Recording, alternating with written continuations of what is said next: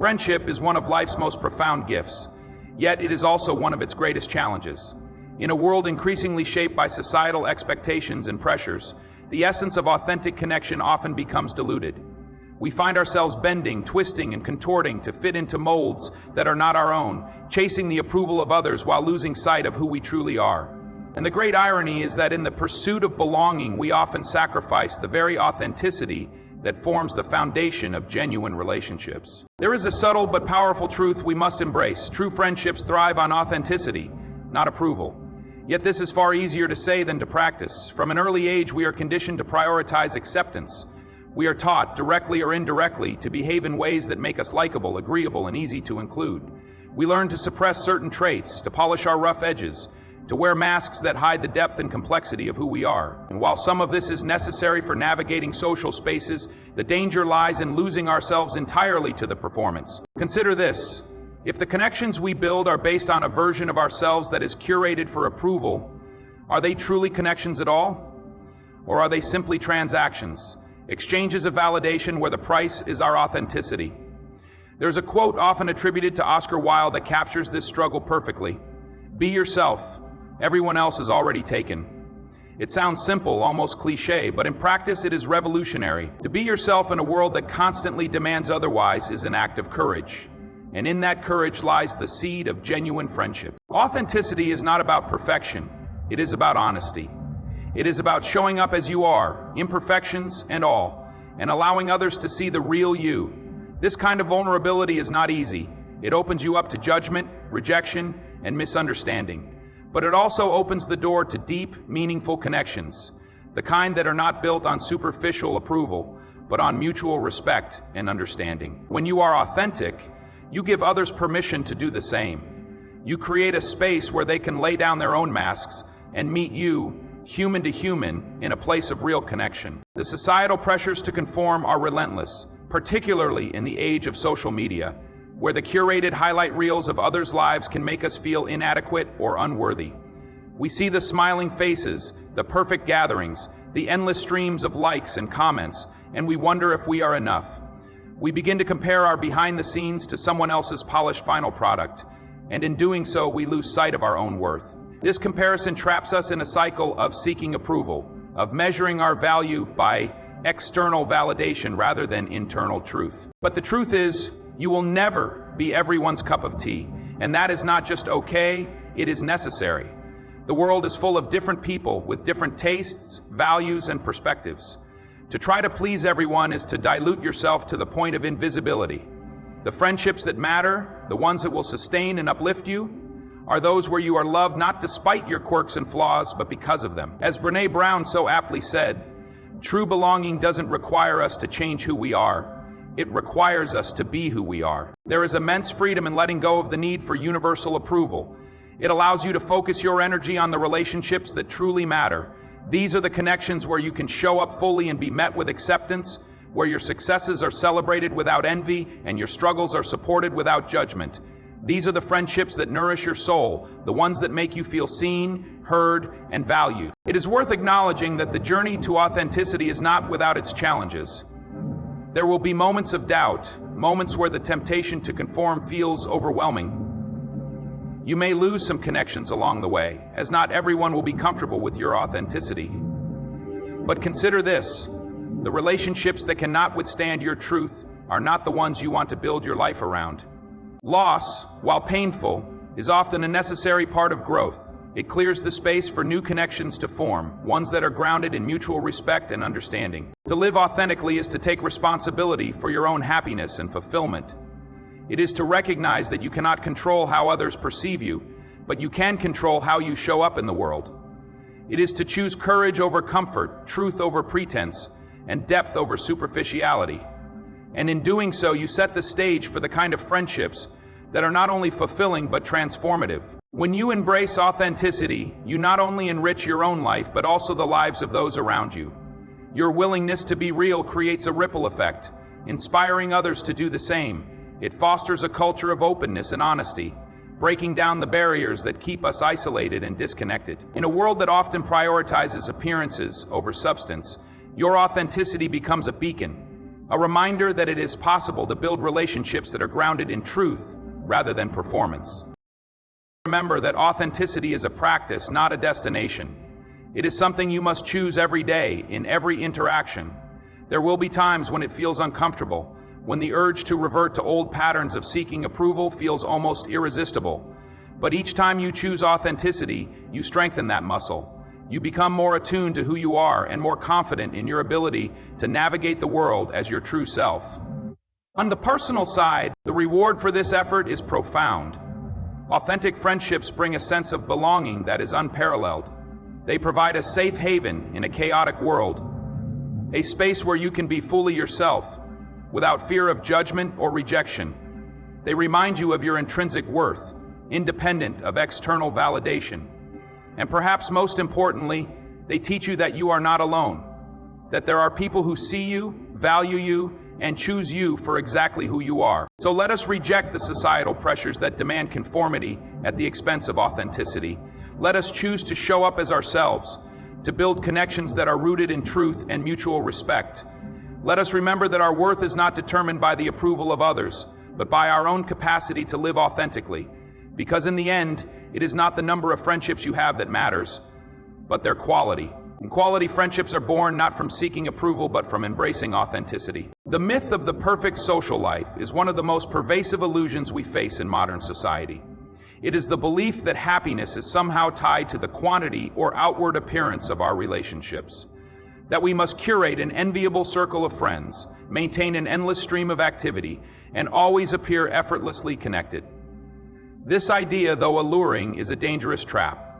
It distorts our understanding of relationships, undermines our sense of self-worth, and distracts us from the pursuit of genuine connection. The truth is this: it is not the breadth of your social life that determines its value, but its depth. We live in an age where the ideal social life is constantly on display, plastered across social media in carefully filtered snapshots of gatherings, vacations, and celebrations. It's easy to fall into the trap of comparison, measuring our own lives against the curated perfection of others. You might see a group of smiling friends at a party and think, "Why don't I have that? What's wrong with me?"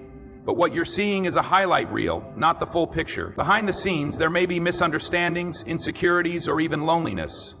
As Voltaire once said, "The perfect is the enemy of the good." In chasing an unattainable ideal, we often fail to recognize and appreciate the genuine, imperfect connections already in our lives. The societal obsession with having a perfect social life is rooted in a fundamental misunderstanding of what relationships are for. They are not trophies to be displayed or numbers to be tallied. They are meant to provide support, joy, and a sense of belonging. True connection is not about how many people you know or how often you go out. It is about the quality of your interactions and the authenticity of your bonds. A single, deeply meaningful friendship can be far more fulfilling than 100 superficial acquaintances. There is a profound difference between being surrounded by people and feeling truly connected. You can be in a crowded room and still feel utterly alone if the relationships around you lack depth and authenticity. This is the paradox of the myth. The pursuit of a perfect social life often leaves us feeling more isolated, not less. The pressure to maintain appearances can lead to shallow interactions and prevent us from engaging in the kind of vulnerability that fosters real connection. Brené Brown, in her research on human connection, reminds us that vulnerability is the birthplace of love, belonging, joy, courage, empathy, and creativity. It is only by being vulnerable, by allowing ourselves to be seen as we truly are, that we can form relationships of substance. This obsession with perfection also places an unfair burden on us to perform socially, to always be on. It encourages us to prioritize quantity over quality, to fill our calendars with activities that look good from the outside but leave us feeling empty on the inside. It's exhausting and it's unsustainable. We are not meant to live as performers on a stage, constantly seeking applause. We are meant to live as human beings, engaging in relationships that nourish our souls and bring us peace. Consider the friendships that have truly mattered in your life. Were they built on perfection, or were they built on moments of vulnerability, shared struggles, and mutual support? Think of the people you turn to when life feels overwhelming. Are they the ones who make your social life look impressive, or are they the ones who make your heart feel full? The answer is almost always the latter. Real connection is not about what it looks like to the outside world, it's about what it feels like in your heart. Breaking free from the myth of the perfect social life requires a shift in perspective. It requires us to let go of the need for external validation and focus instead on what truly matters: authenticity, trust, and mutual respect. It's not about impressing others or living up to societal standards. It's about building relationships that are meaningful and fulfilling on a personal level. It's about finding people with whom you can be yourself, people who accept you as you are and inspire you to grow. To do this, we must first confront the fear that often drives our pursuit of perfection, the fear of being alone. This fear is deeply ingrained in us, and it can be paralyzing, but it's important to remember that solitude is not the same as loneliness. Solitude can be a space for reflection, growth, and self-discovery. It can be a time to understand who you are and what you truly value in relationships. By embracing solitude, you empower yourself to approach relationships from a place of strength rather than desperation. You learn that your worth is not determined by the size of your social circle, but by the quality of your character. It's also essential to redefine success when it comes to relationships. Success is not about how many invitations you receive or how many likes your social media posts garner. Success is about the moments of connection that leave you feeling seen, understood, and valued. It's about the conversations that light up your soul, the laughter that eases your burdens, and the support that carries you through life's challenges. These are the moments that matter, and they cannot be measured by societal standards. One of the most liberating realizations is that you don't have to participate in the race for the perfect social life. You can opt out. You can choose to focus your energy on the relationships that truly matter to you, regardless of how they look to others. You can choose depth over breadth, authenticity over appearances, and fulfillment over validation. In doing so, you free yourself from the tyranny of societal expectations and create space for genuine connection. There is a quiet beauty in simplicity. A cup of coffee shared with a close friend, a walk in the park with someone you trust, a heartfelt conversation late at night. These moments are the essence of connection. They don't require perfection, they only require presence. They remind us that the best things in life are often the simplest, and that true happiness lies not in what we show the world, but in what we share with those we hold dear. The myth of the perfect social life is just that, a myth. It is a distraction from what truly matters, a mirage that pulls us away from the authentic connections that bring meaning to our lives. The sooner we let go of this illusion, the sooner we can begin to cultivate relationships that are real, meaningful, and fulfilling. It is not perfection that brings us closer to others. It is authenticity. It is not quantity that makes our relationships valuable. It is quality. And it is not appearances that define our worth. It is the depth of our connections and the love we share. So let us reject the myth. Let us embrace the imperfect, messy, beautiful reality of human connection. Let us focus not on how our relationships look to the outside world, but on how they feel to us. Because in the end, it is not the number of friends we have or the perfection of our social lives that will matter.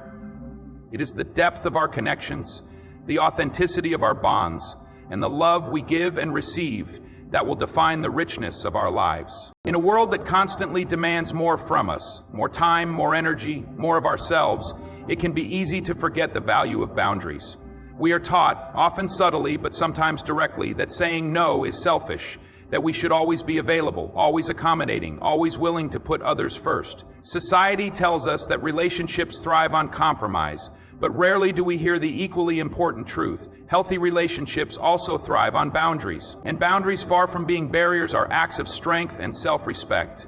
They are not walls meant to keep people out, but guideposts that show others how to respect and value us. The struggle with boundaries often begins with a fear of rejection. We worry that if we assert ourselves, if we say no or disagree or take time for ourselves, we will lose the approval of others. We fear being seen as difficult, unkind, or unworthy of connection. But the paradox is that boundaries are not about pushing people away. They are about creating the conditions for deeper, more meaningful connections. When we set boundaries, we are saying, this is who I am, this is what I need, and this is how I can show up for you without losing myself. It is an act of honesty, both with ourselves and with others, and it invites the kind of mutual respect that is the foundation of all healthy relationships. The absence of boundaries is a recipe for resentment. When we continually put others' needs before our own, when we say yes out of obligation rather than genuine desire, we start to feel depleted. Over time, that depletion turns into frustration, and frustration turns into bitterness. We begin to view the people in our lives not as loved ones, but as burdens, not as sources of joy, but as drains on our energy. And the tragedy is that this resentment often grows in silence because we feel too guilty or afraid to address it. We tell ourselves that our feelings are selfish, that we should just be grateful to have people who want our time and attention. But gratitude and exhaustion cannot coexist, and a relationship built on silent resentment is not sustainable. Boundaries, on the other hand, allow us to show up fully and authentically in our relationships. They give us the energy to be present, the space to recharge, and the clarity to engage with others from a place of love rather than obligation. When you set a boundary, you are not saying, "I don't care about you." You are saying, "I care about you enough to be honest with you, and I care about myself enough to honor my needs." This honesty creates a foundation of trust, and trust is the bedrock of any meaningful connection. As the writer Anne Lamott wisely said, "No is a complete sentence. It is not an act of cruelty, but of clarity, and clarity is kindness." The societal pressure to be endlessly accommodating is particularly heavy for women. There is an unspoken expectation that women should be caregivers, nurturers, and peacemakers, always putting others first. This expectation is not only unfair, it is unsustainable. You cannot pour from an empty cup. When you constantly give without replenishing yourself, you are not being selfless. You are setting yourself up for burnout. And burnout does not serve anyone. It does not make you a better friend, partner, or parent. It makes you resentful, disconnected, and unable to fully participate in the relationships that matter to you. It is important to remember that boundaries are not about controlling others. They are about taking responsibility for ourselves. You cannot change how others behave, but you can change how you respond. You can choose to prioritize your well-being, to say no to what does not serve you, and to protect your time and energy for the things that truly matter. This is not selfishness. It is self-respect. And when you respect yourself, you teach others to respect you as well. As Maya Angelou famously said, "When someone shows you who they are, believe them the first time." Boundaries are a way of showing others who you are, your values, your limits, and your worth. Of course, setting boundaries is not always easy. It can be uncomfortable, especially if you are used to being a people pleaser or if you fear conflict. But discomfort is not a reason to avoid doing what is right for you. Growth often requires discomfort. It requires stepping into the unknown, facing your fears, and trusting that the people who truly value you will understand and respect your choices. Not everyone will, and that's okay. Some relationships may change or even end when you start setting boundaries, but those that remain will be stronger and more authentic, and in the space left by those who cannot respect your boundaries, there is room for new, healthier connections to form. It is also worth noting that boundaries are not rigid. They are flexible and adaptable. They are not about shutting people out, but about creating a framework that allows relationships to flourish. Boundaries can evolve as circumstances change and as you grow and learn more about yourself. They are not set in stone, but they are grounded in a commitment to your well-being and the health of your relationships. They are acts of love, both for yourself and for others, because they ensure that your interactions are based on mutual respect and understanding. One of the most powerful things you can do for your relationships is to communicate your boundaries clearly and kindly. This requires courage, yes, but it also requires vulnerability. It means being honest about your needs, your limits, and your feelings. It means trusting that the people who care about you will want to meet you in that honesty. And it means being willing to listen to their needs and boundaries as well. Relationships are a two-way street, and boundaries are most effective when they are respected by both sides. This mutual respect fosters a sense of safety and trust that allows relationships to thrive. There is a deep, quiet strength in setting boundaries.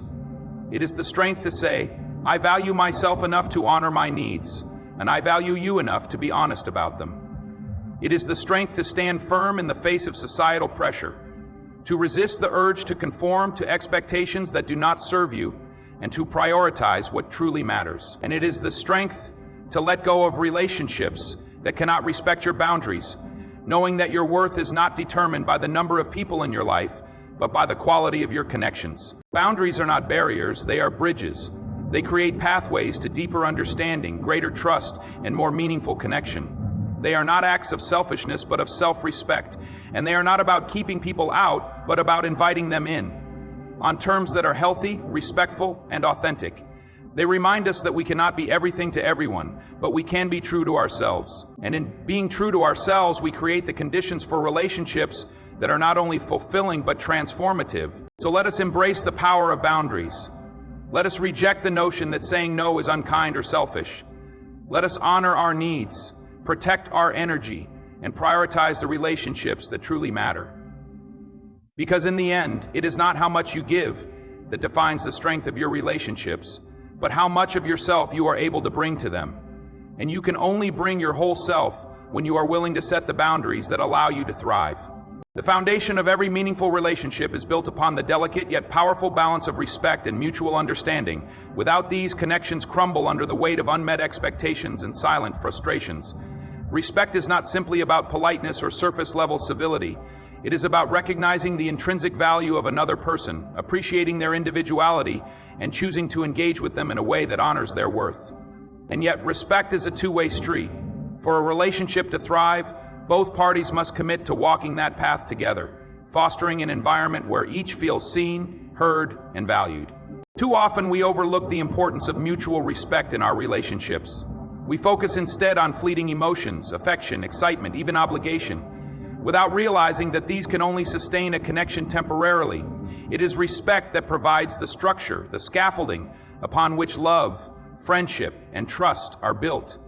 Without it, even the strongest bonds begin to erode. When you respect someone, you honor their boundaries, their choices, and their individuality. You give them the space to be themselves without judgment or coercion, and when you are respected in return, you feel a sense of safety, a freedom to express yourself without fear of rejection or ridicule. Mutual respect begins with the simplest of actions: listening. In a world that often prioritizes speaking over hearing, truly listening to another person is a profound act of respect. When you listen, you communicate that their thoughts, feelings, and experiences matter. You step out of your own perspective and into theirs, seeking to understand rather than to judge. This kind of listening requires patience and humility. It requires setting aside your ego, your assumptions, and your need to be right. And it is in this space of open, genuine listening that mutual respect begins to grow. But respect is not passive, it is active. It is not just about what you refrain from doing, interrupting, dismissing, or belittling, but about what you choose to do. It is about showing up consistently and intentionally for the people in your life. It is about honoring your commitments, keeping your word, and treating others with kindness, even when it is inconvenient. It is about recognizing that every interaction, no matter how small, is an opportunity to either strengthen or weaken the bonds of mutual respect. As Maya Angelou once said, "People will forget what you said, people will forget what you did, but people will never forget how you made them feel."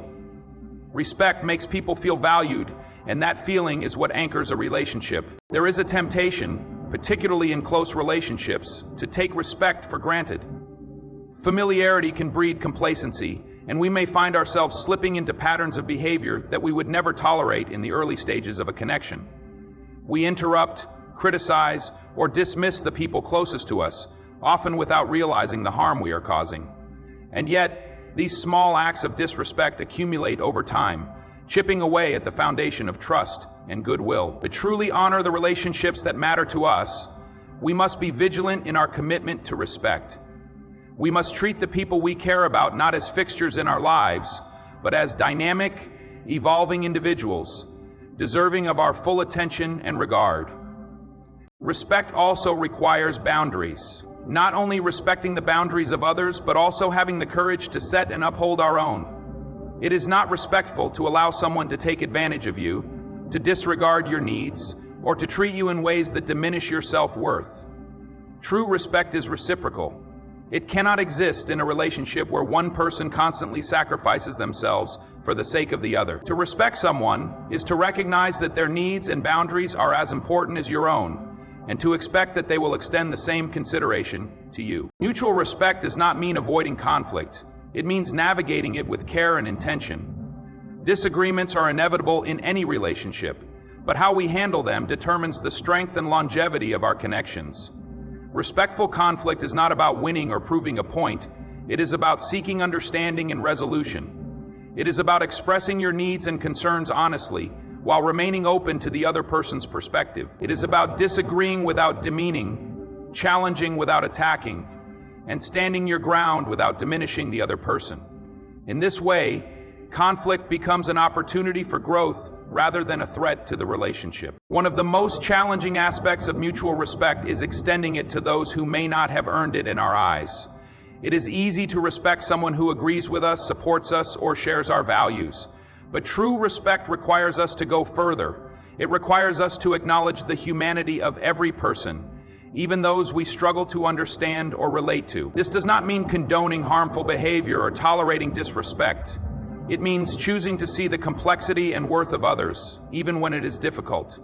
It means recognizing that respect is not about them. It is about you and the principles you choose to live by. Respect is not just something we give to others, it is something we must also give to ourselves. Self-respect is the foundation upon which all other forms of respect are built. When you respect yourself, you set the standard for how others should treat you. You refuse to tolerate mistreatment or neglect, not out of arrogance, but out of a deep understanding of your own worth. And when you carry yourself with self-respect, you inspire others to do the same. Self-respect is not selfish. It is the cornerstone of a healthy, balanced life. In the end, mutual respect is not a destination but a practice. It is something we choose, moment by moment, in our interactions with others. It requires mindfulness, humility, and a willingness to learn. It is not always easy, but it is always worth the effort. Because when we build relationships on the foundation of mutual respect, we create connections that are resilient, fulfilling, and transformative. We create spaces where people feel safe to be themselves, to grow, and to thrive. And in doing so, we enrich not only their lives, but our own. The power of respect lies in its simplicity. It is not flashy or dramatic. It does not demand attention or applause, but its impact is profound. It shapes the way we see ourselves and others, the way we navigate challenges, and the way we build and sustain the connections that give our lives meaning. To respect someone is to say, I see you, you matter, and I choose to honor that. There is no greater gift you can give in a relationship, and no greater foundation upon which to build a life.